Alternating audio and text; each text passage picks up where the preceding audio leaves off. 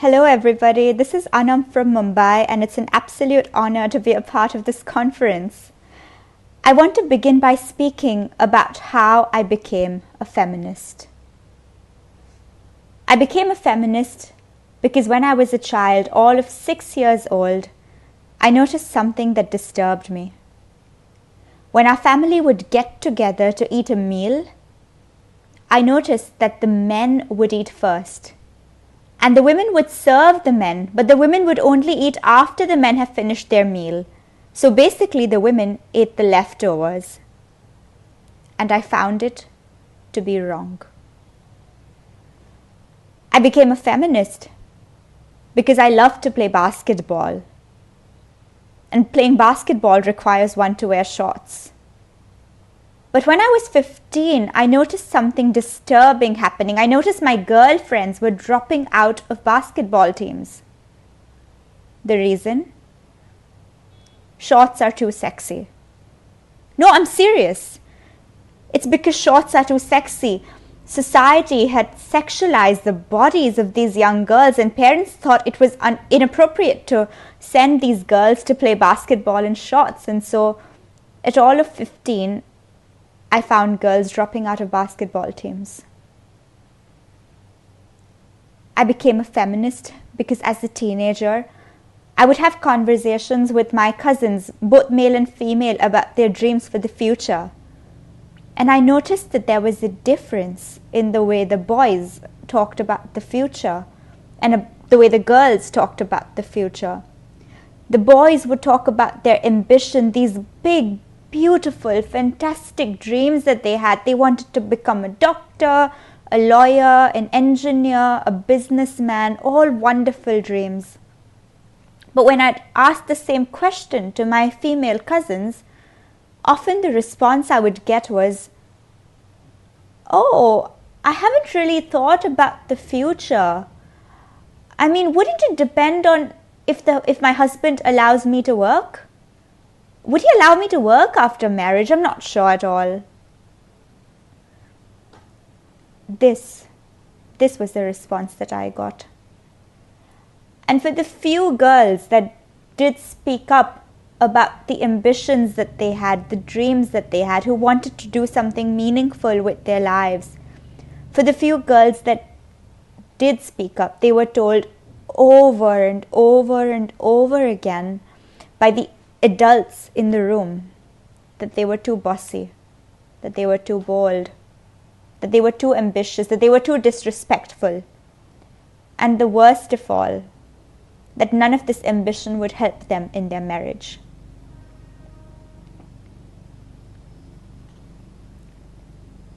So why do these stories matter? These stories matter because firstly, I hope that they show the invisible challenges that girls and women face.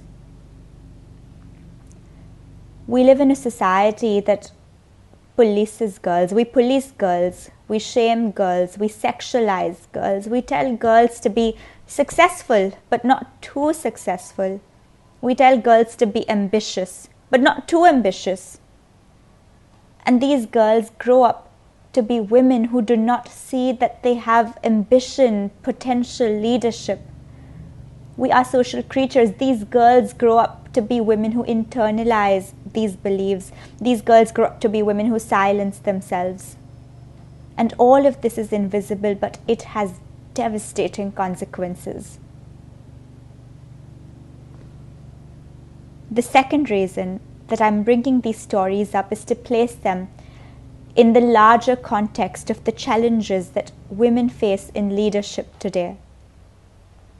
I went to the dictionary and I looked up the definition of feminism. And to me, it's fairly straightforward. It's fairly uncomplicated. Feminism is the belief that men and women should have equal opportunities and equal rights. It is the theory of political, social, and economic empowerment of both genders. That is feminism. A fairly simple idea. But the numbers at the top reveal that there is a problem, and a big problem. According to the UN, as of 2019, only 24.3% of all national parliamentarians were women. Only 11 women are serving as head of state and 12 are serving as head of government. Think about the number of countries we have and only 11 women in the position of head of state. And it's not better in business. According to the most recent data, only 29% of senior management roles are held by women. And if we look at the list of Fortune 500 companies, only 33 of the companies in that list are led by female CEOs. And that's 6.6%. That is an astonishingly small number, 6.6%. And what's even more astonishing, what's even more shocking, is that this is the highest number in all of history. And to me, what these numbers show is that something has to change. I think it is wrong for companies to ignore the potential of women. I think it is wrong for political systems to not represent the interests of 50% of the population. I think it is wrong. I think that men and women deserve equal opportunities, equal rights. And it is important to call out these invisible, nuanced factors that hold women back from reaching their full potential. Even today, when a woman is assertive, when she's confident, when she's ambitious, she's considered bossy. People don't like her. But if a man does the same thing, if a man's confident, assertive, we'll think he's charming, or we'll think he's a great leader. And then there are people who say, oh, but women have joined the workforce. Isn't that good news? Well, yes, that is good news, but let's dig a little deeper. Yes, women have joined the workforce, but these women, they go to work. But then they come back home and then they do all the childcare and all the housework. And so effectively, these women are doing 3 jobs because women entering the workforce has not resulted in housework being split between men and women. And to give another example, just recently I was told of an incident. A friend, a very accomplished woman, approached an investor. And the investor told her at the end of that meeting, do you plan to get married or have children? Because that will affect whether an investor will invest in you. I was shocked. Can you imagine saying that to a man? Would you ask a man in a job interview if he's planning to have babies? Clearly, women face so much sexism in the workforce even today. So clearly, feminism is important. Feminism matters. And we need more people to support women, to support girls, to collaborate, to work together.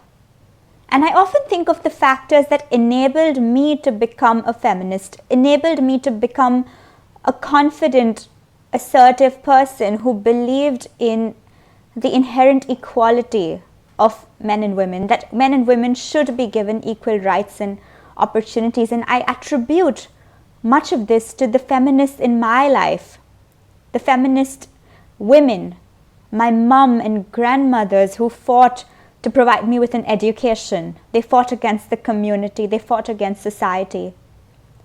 But I also attribute it to the feminist men. My father, who's done more for me than I could ever describe. And my boss at my current organization, Charlie Bressler, he's the executive director of The Life You Can Save.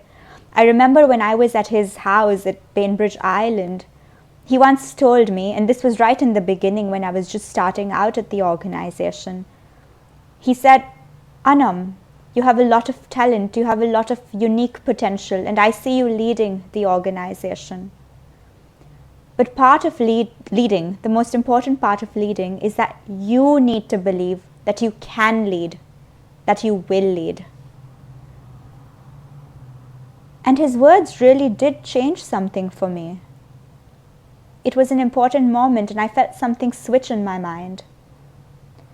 And can you imagine a world where all young girls are told from the very beginning to see themselves as being capable of being leaders, as being capable of leading?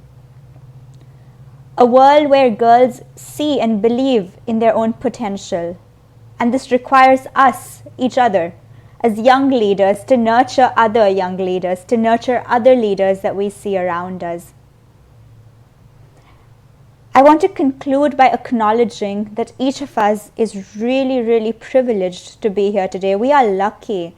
We are lucky to be born in families and circumstances where we can get an education, where we have basic civil rights, where our career choices are not limited the way they were in the past, the way they are for many women today. We are lucky that organizing and attending a conference such as this one is seen as both necessary and normal. But this is just the beginning, and there is a lot of work to be done, so much work. But I really believe that the world has so much to gain if women reach their full potential. Thank you.